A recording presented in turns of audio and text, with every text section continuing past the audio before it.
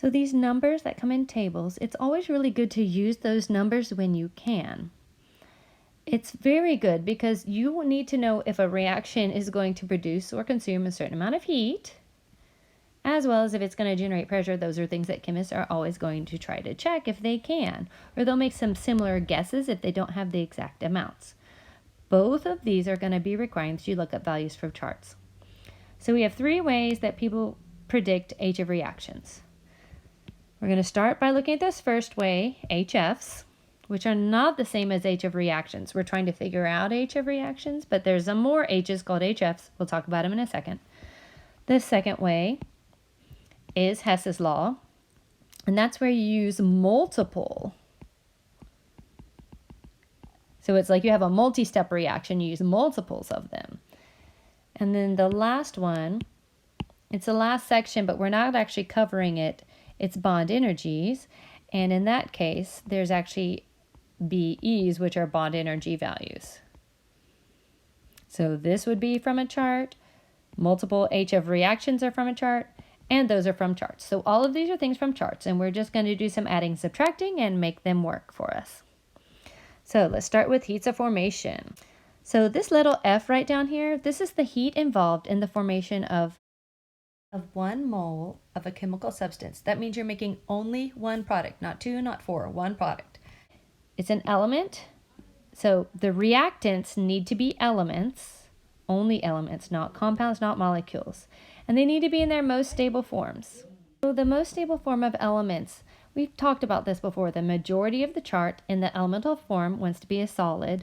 There's 2 exceptions in the liquids, and that's bromine and mercury. So those in their standard state should be written as liquids. And then remember we have the noble gases. So all the noble gases. And then right beside them we have NOF and Cl. Those are gases, and so is this one. Hopefully I didn't leave any of them out. And don't forget helium. And everything else should be a solid in its standard state. So make sure you know standard state. 25 degrees Celsius is the temperature, and 1 atm, which is just normal pressure that we all exist at. So look at these 4 reactions. One of those things is not correct. Either we're not talking about elements, or we're not talking about the stable forms, or there's something up with the ratios. Pause the video and think about it. So everything has something wrong with it. Notice that it should be making 1 mole of a substance. So notice that here we have 2, that's the problem. Here we have 2, that's the problem. Here we have 2, that's 1 problem. Let's go back through and let's check their states. So hydrogen's a gas, that's cool. Oxygen's a gas, that's fine. Carbon is a solid like graphite. Hydrogen is a gas. This is a problem.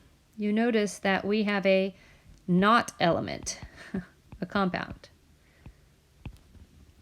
So that has 2 problems to it. And the other ones are elements, so let's make sure that things are in their correct states though. Remember what we said about bromine? It should be a liquid. So some of them have more than one thing wrong.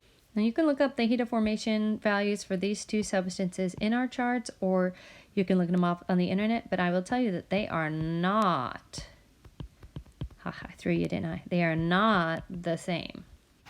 We're going to follow the link under text here. It's the 3rd line down, the top of what you can see on the screen. We're going to follow this link and you can see what the charts look like, and you can see how we use them to get information. And so here's our chart. We're going to be looking in this leftmost column that says HF, the leftmost column with numbers. And you'll notice, so there are kind of sort of feels like it's in alphabetical order, but then there's some places where it isn't quite in alphabetical order. So we're going to go ahead and get on down to water. Here we go. So notice, water as a gas is negative 241.82, and water as a liquid is negative 285.83. Notice that those are not the same values.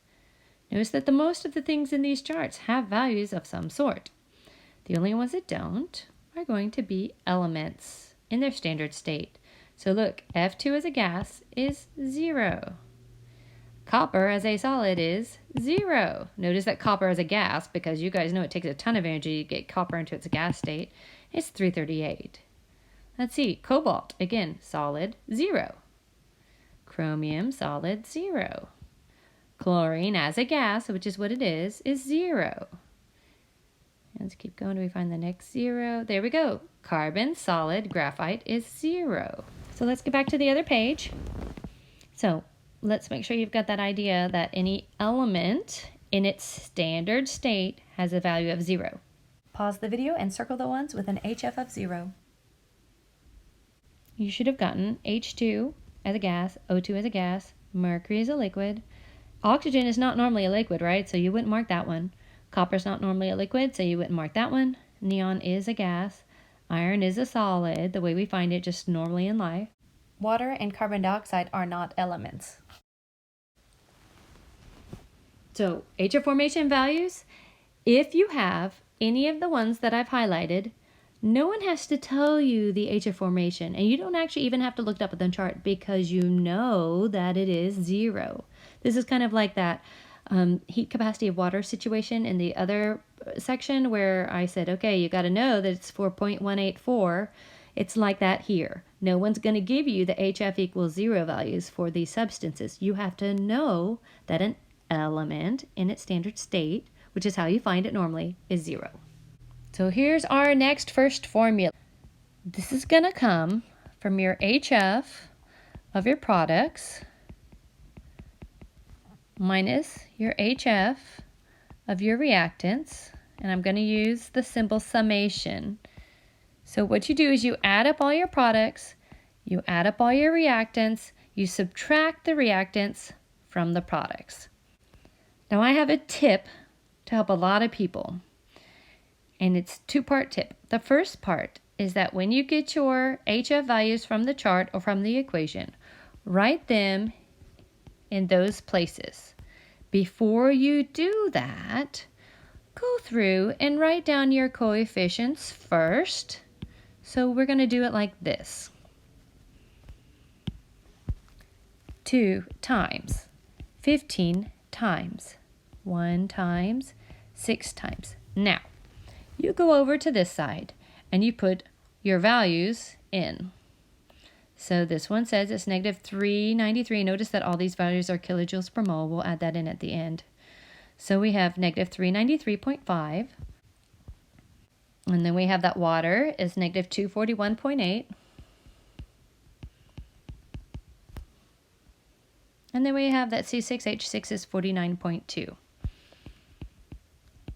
Oh no, they didn't give me a value. What do I do?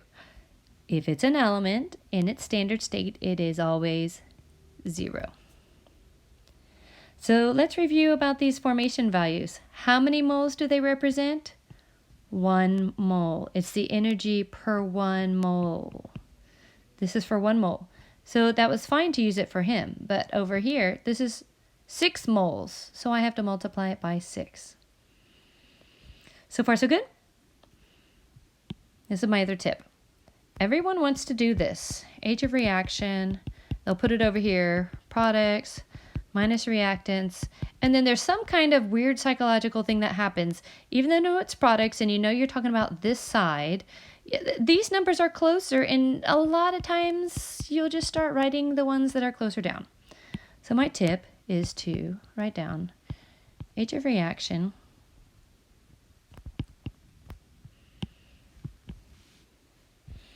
and we're going to write down our products.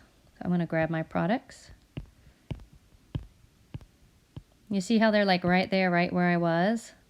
So those are my products. And then I'm going to subtract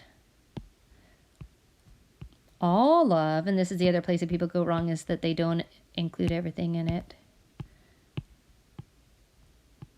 All of these guys. I recommend don't go ahead and solve this and this. Just do, in this case, do it all at once in your calculator. There's too many places you can accidentally drop something or forget something. If you want to cross out the times 0, that's fine. When you put all of these in your calculator, you're going to get this number.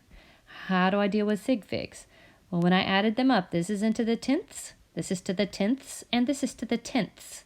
That means my answer should be to the tenths. Now you do this problem. And the one at the top of the next page, go ahead and pause.